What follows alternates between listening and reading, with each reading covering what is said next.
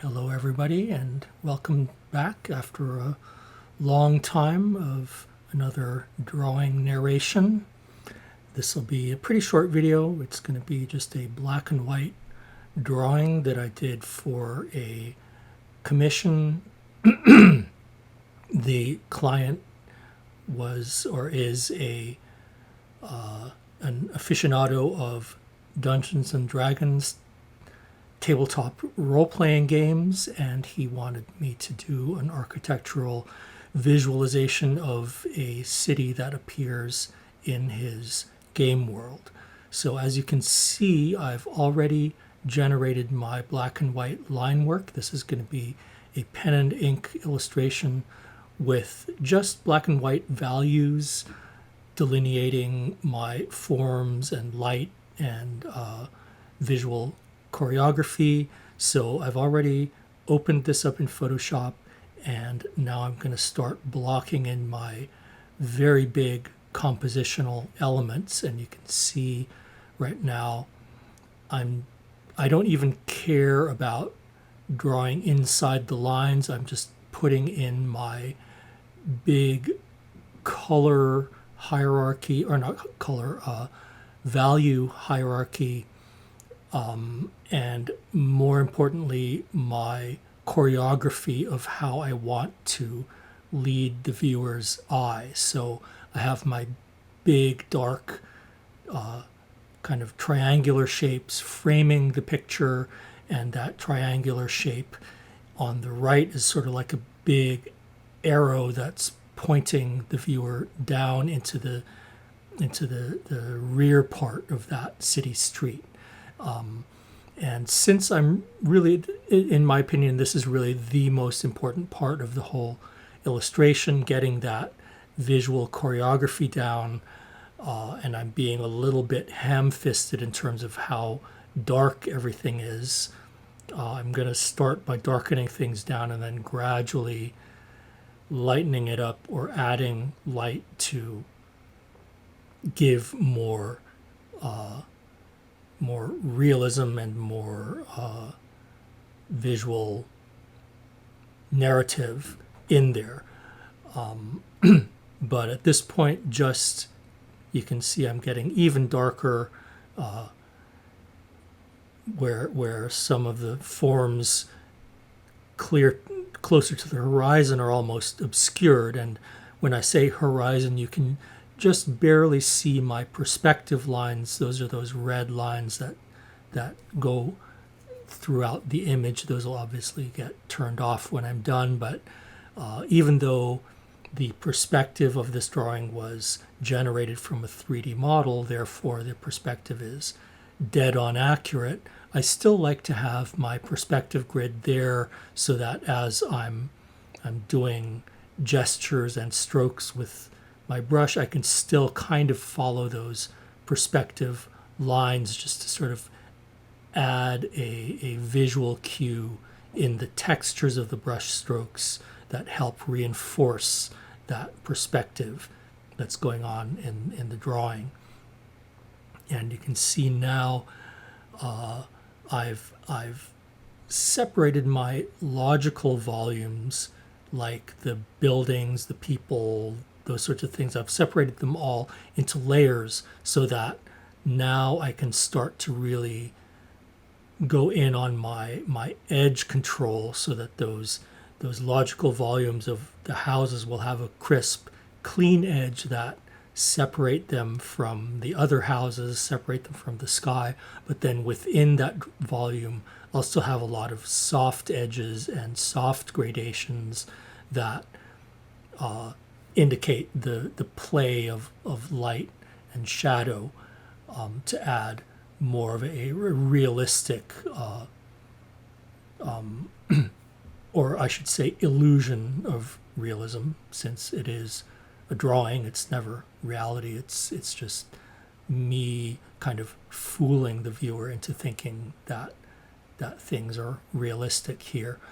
I should also point out, in case there's some bafflement or confusion, the client's concept for this city is that it is sitting in a glowing fog and there's no discernible sunlight. So I don't have the luxury of using direct light to help model my forms. There's no one wall that's in the dark, one wall that's in the light, no cast shadows. It's just kind of an omnidirectional glowing light, as if you're looking at the whole place on a foggy day at noon. So that does kind of make it challenging to get these forms to look exciting and dimensional when I don't have that kind of variety of light and shadow to help me out.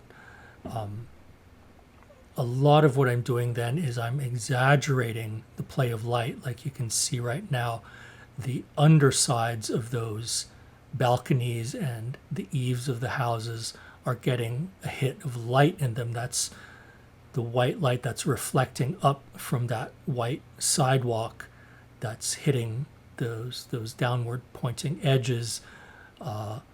Probably exaggerated a little bit from what would happen in the real world, but again, I'm just pulling out every dirty trick I can think of to help those planes read and to add visual interest of adding a lot more light play and a lot more activity of light than what really would be there. But like I said, the number of crutches I can use to create the illusion of reality is limited here because there is no direct sunlight. So I'm kind of doing what those in the 3D rendering world call ambient occlusion rendering a little bit, where objects that or planes, big planes would be relatively universally omnidirectionally lit, but then corners and crevices start to get a little darker because no light can actually penetrate into those corners, which is what happens on a foggy day. So that's another way that I'm sort of creating the illusion of geometry there.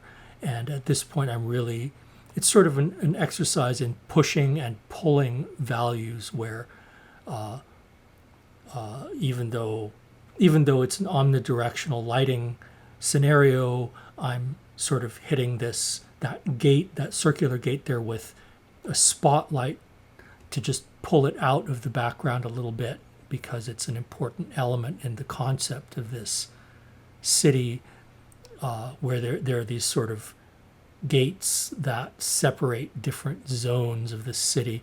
And also, just in case you're wondering what's going on there, this is also a city where I hope I can explain this accurately, but each of those streets are within their own gravitational field. So your eye is looking down this street, and then the street suddenly angles up at like a 70-degree angle, and you can see more buildings, but now you're looking down on these buildings, and then the street angles up again, and there are buildings that are looking straight down at you, and there are these spikes of self-contained realities that are all spiking off in different directions. So just in case you're wondering what that mega structure off there in the background is doing,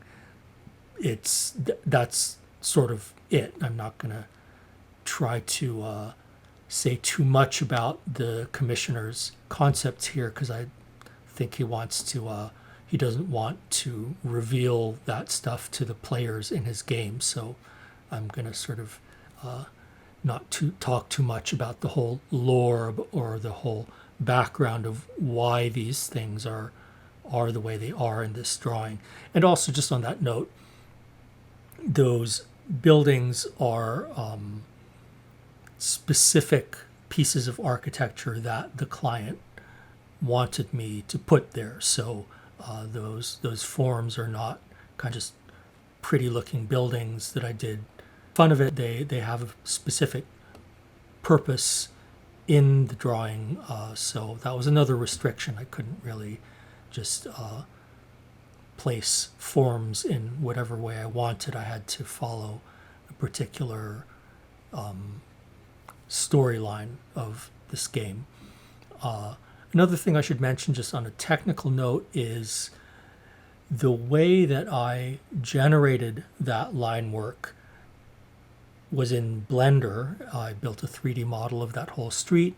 Then I gave all of my buildings a glowing texture. So I created a shader where the buildings are just like emitting light like a light box. The whole object is glowing. And then I rendered that with a toon shader, which traces all of the contours of the geometry. So what I ended up with in my 3D rendering was just a big white plane with nothing but black lines that traced each contour of the geometry. And if you look closely, like especially the building in the foreground on the left, most of those lines are pretty synthetic looking. They don't really have a hand-drawn quality, but I'm not going to go in and fix all of it. Like obviously the people I drew in by hand, some of those buildings way in back I just drew in by hand, because that stuff does need a gestural hand-drawn presence. But some of the other parts that are all in the shadow, I'm not really going to go nuts trying to make that all look more of a human gesture. The synthetic line work is fine there. And I would say at this point in the drawing, it's pretty much just a process of noodling the details, playing around with, adding little spots of light and shadow here and there to just, with the people, just to reinforce that sense that there's sort of this omnidirectional light generally coming in from the top. So in general, most of my forms are going to be lighter on top, darker on the bottom, and that's about it. And the only deviation from that being what I'm doing right here, which is my surfaces that are the undersides of all of my geometry are also getting hit by that reflected light coming up off the street. So you can see the eaves of the houses and the undersides of the balconies are getting that uplight, again, just to really reinforce the volumetric quality of what's going on here, and also adding a little bit of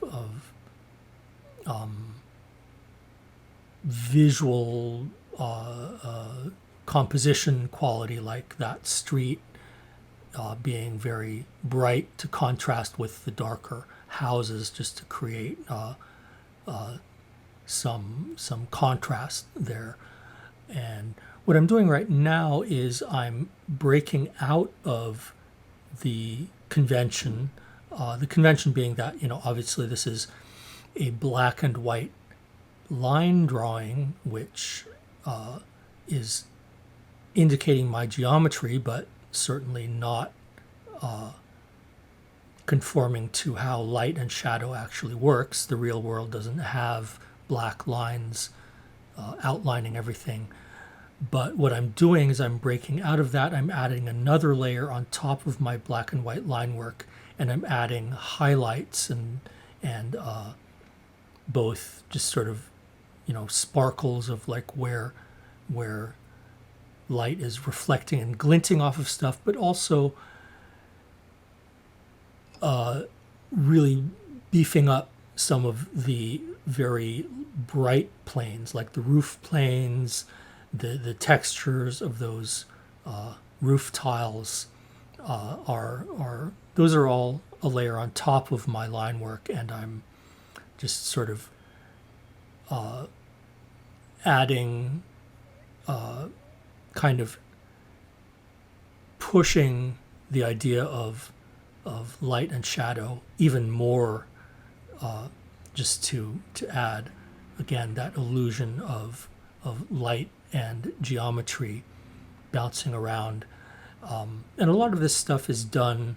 I'll put a layer somewhere, like right now I've put a layer over those tents, and now over some of the tent poles.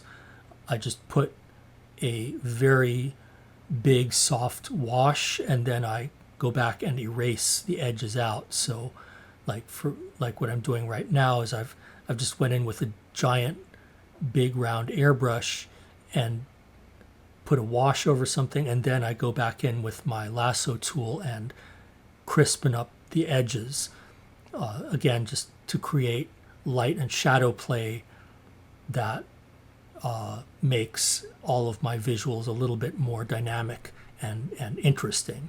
As a general rule, I try not to ever have a plane that is just a flat color. You can see even those walls, which we know are flat walls, there's darker areas, lighter areas, scribbles, indications of shadows. There's always a play of light, and that helps a lot to create an illusion of three-dimensional geometry.